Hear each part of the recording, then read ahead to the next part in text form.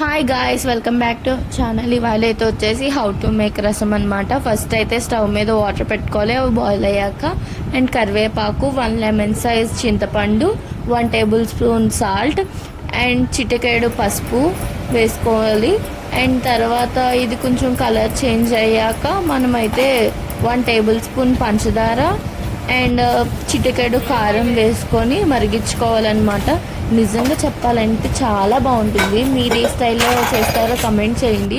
మేమైతే ఈసారి ఈ స్టైల్లో చేసాం, ఒక్కొక్కసారి చేస్తాం.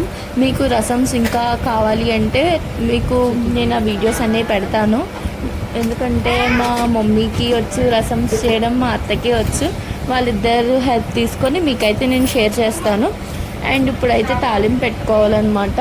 నిజంగా ఇదంతా తాలింపులోనే ఉంటుంది గైస్, టేస్ట్ అంతా ఏదన్నా సరే తాలింపు పెట్టేవి.